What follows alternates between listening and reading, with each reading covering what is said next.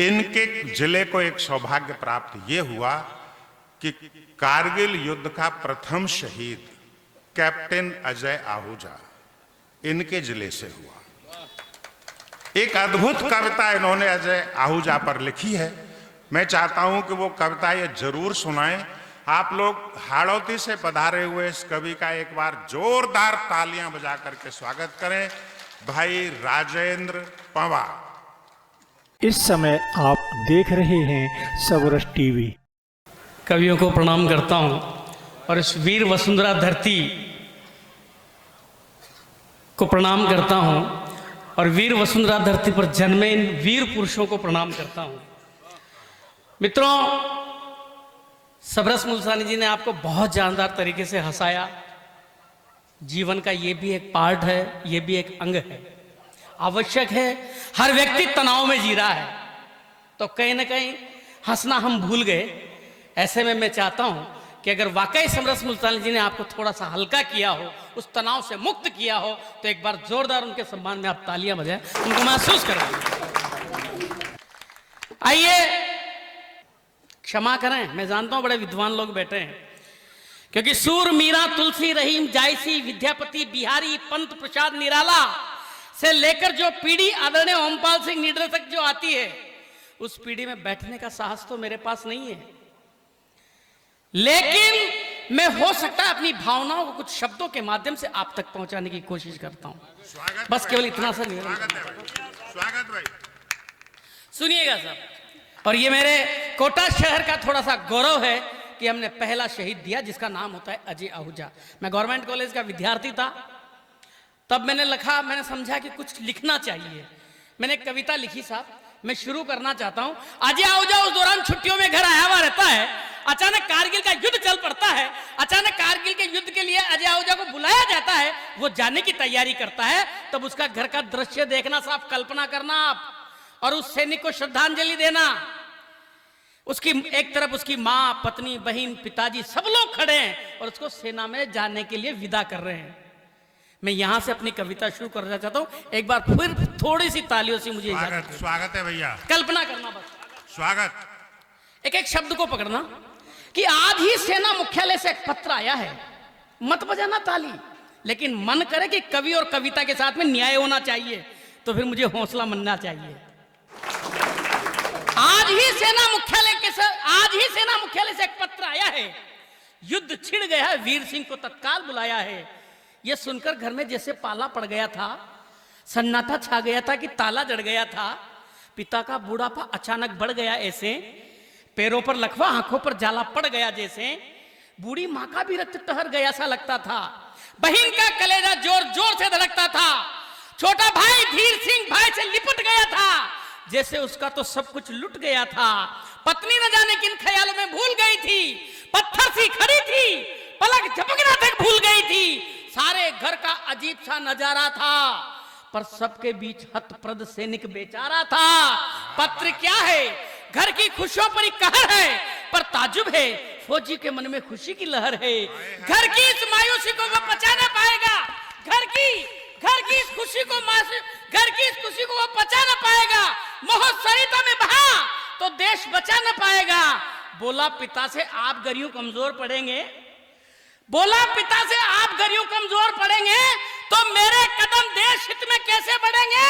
आशीष देके अपना फर्ज अदा कीजिए, पहले की भांति हंसते हुए विदा कीजिए। अरे जन्मभूमि जननी और जन्नत से बड़ी है, आपने ही तो सिखाया था पापा, आज अमल की घड़ी है। जन्मभूमि जननी, जाते समय का दृश्य उसे विदा किया जा रहा है साहब।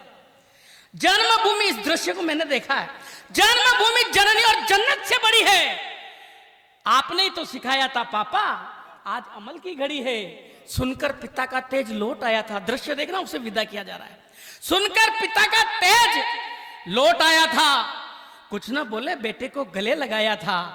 पिता ने पुनः याद दिलाई आन बान की, मान व ईमान त्याग बलिदान की। माँ ने तब पढ़ करके माथा चूम लिया था। कविता को पकड़ना मित्रों, माँ ने तब पढ़ करके माथा चूम लिया था।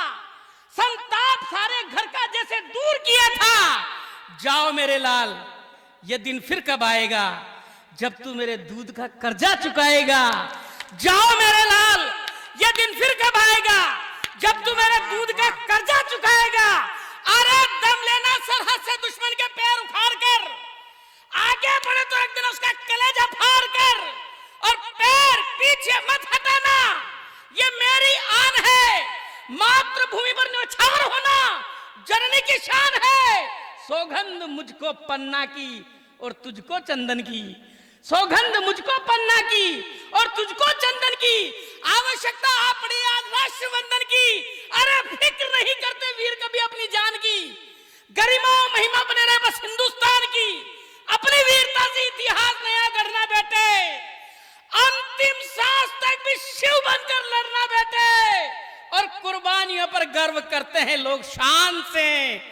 कौख धन्य होती है मां के पुत्र के बलिदान से। भाई वाह वाह वाह वाह। कुर्बानियों पर मित्रों, इस बात को वही मां कह सकती है जिस मां का कलेजा सवा हाथ का होता होगा। मां जानती है कि मेरा बेटा लड़ने जा रहा है, और हो सकता है लौट कर ना आए, और नहीं आया साहब तो फिर आप सब लोगों की, तमाम लोगों की अतिरिक्त जिम्मेदारी बन जाती है। एक बार दोनों हाथ खड़े करके उसे जोरदार श्रद्धांजलि दे तालियों के माध्यम से। थोड़ा सा मेरे साथ जुड़ना, एक अच्छी कविता का पाठ कर रहा हूं इसलिए निवेदन कर रहा हूं। कुर्बानियों पर गर्व करते हैं लोग शान से, कौख धन्य होती है मां के पुत्र के बलिदान से। मां के, और दृश्य देखना साहब, मंच भी सुने, मां के दृश्य, मां के चरण छूकर वह पीछे मुड़ा था। पकड़ना कविता को मित्रों, मां के चरण छूकर वह पीछे मुड़ा था, आंखों में आंसू भरकर धीर सिंह खड़ा था। भाई को गले लगा के बोला चिंता न करना तू, अच्छी तरह पढ़ना धीर, धीरज न खोना तू। फिर बहना को गले लगाया सिर पर हाथ फेर कर, रुआ सी देख हंस पड़ा आंखें तरेर कर। अरे पगली, वीर बहने दिल को छोटा नहीं करती, अरे पगली वीर बहने दिल को छोटा नहीं करती, विदा के समय सगुन को खोटा नहीं करती। अरे काली मां अच्छी नहीं सूरज की ललाई पर, काली मां अच्छी नहीं सूरज की ललाई पर, राखी नहीं बांधोगी भाई की कलाई पर। विदा किया जा रहा है उसको, काली मां अच्छी नहीं सूरज की ललाई पर, राखी नहीं बांधोगे। और एक पंक्ति में राखी को रेखांकित करता हूं साहब, क्या होती है राखी, एक पंक्ति में, अगर कहीं ना कहीं अगर आपके पकड़ में आ जाए तो मुझे आशीष चाहिएगा। काली मां अच्छी नहीं सूरज की ललाई पर, राखी नहीं बांधोगी भाई की कलाई पर, और लंबी उम्र की कामना राखी का ये सच है, लंबी उम्र की कामना राखी का ये सच है। राखी राखी राखी बहना की भाई के लिए पूरा का पूरा रक्षा कवच है, पूरा का पूरा रक्षा कवच है। और एक अद्भुत प्रयोग करता हूं साहब, शायद हो सकता है मां शारदा ने मुझसे करवाया हो। राखी बहना की भाई के लिए पूरा का पूरा रक्षा कवच है। फिर देखा उसने मूर्ति एक जड़वत सी खड़ी थी, फिर देखा उसने मूर्ति एक जड़वत सी खड़ी थी, फिर देखा उसने मूर्ति एक जड़वत सी खड़ी थी, भरपूर यौवन को लिए कुंदन सी छड़ी थी।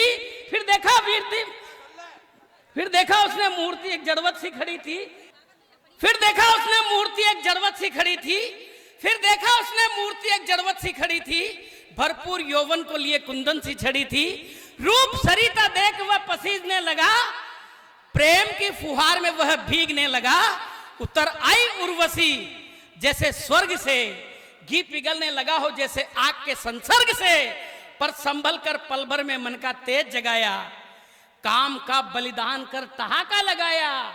बोला उदास काहे को हो मेरी रानी, क्या यही शिक्षा दे गई थी हमें हारी रानी।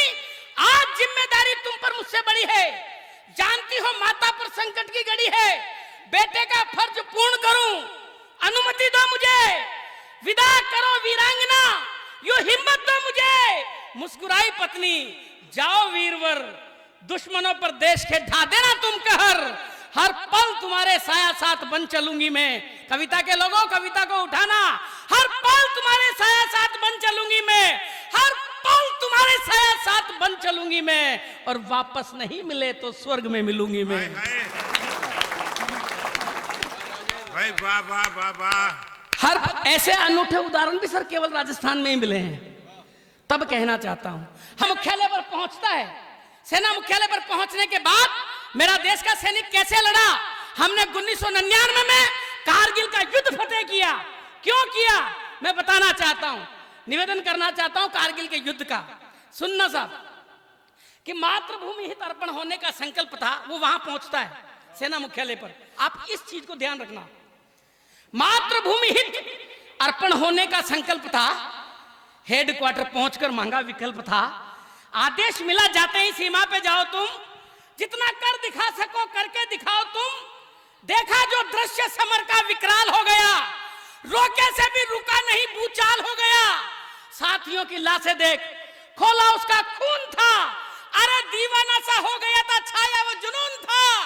आगे ही बढ़ता जा रहा था तीर की तरह, दुश्मन का चक्रव्यूह तोड़ा शमशीर की तरह।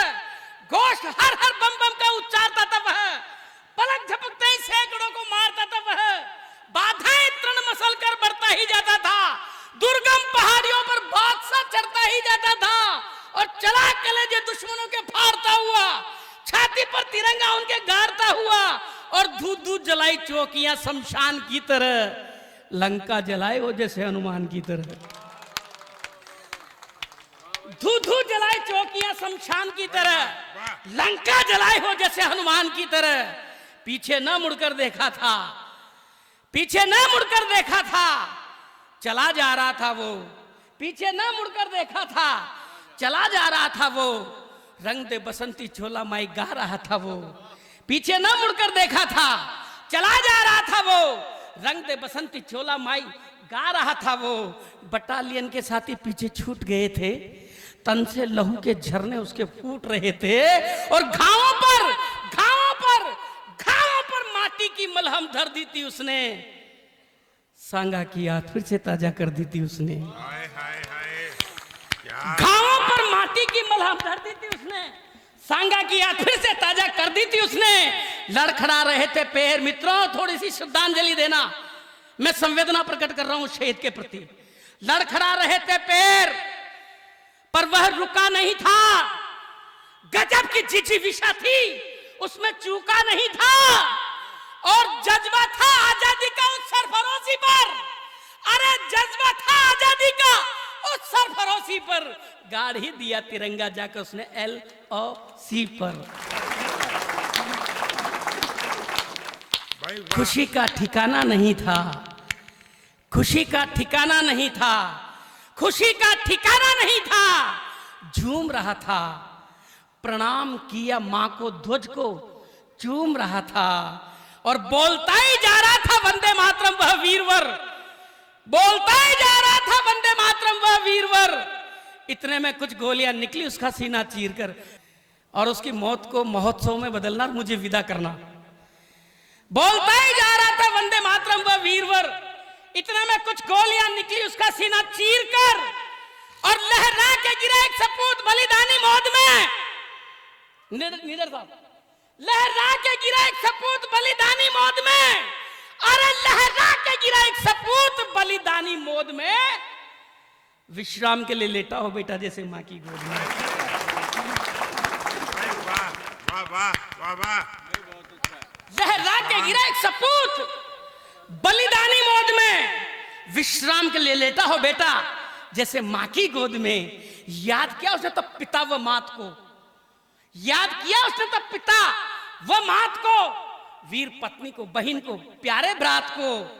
मां तुम्हारे दूध को उजाल दिया है, मां तुम्हारे दूध को उजाल दिया है। पिता तुम्हारा ऊंचा मैंने भाल किया है। लक्ष्य प्राप्त करके ही दम तोड़ रहा हूं, लक्ष्य प्राप्त करके ही दम तोड़ रहा हूं। शान में तुम्हारे सितारे जोड़ रहा हूं। क्षमा करना प्रियतम, इस जन्म में मिल न पाऊंगा। हो सका तो अगले जन्म में वादा निभाऊंगा, हो सका तो अगले जन्म में वादा निभाऊंगा। राखी कलाई पर अब भी सुरक्षित है बहना। आशीष मेरा तुम सदा खुशियों में रहना। और भाई धीर जीना सदा स्वतंत्र परिवेश के लिए, भाई धीर जीना सदा स्वतंत्र परिवेश के लिए। क्योंकि सीखा है हमने प्राण देना सिर्फ देश के लिए।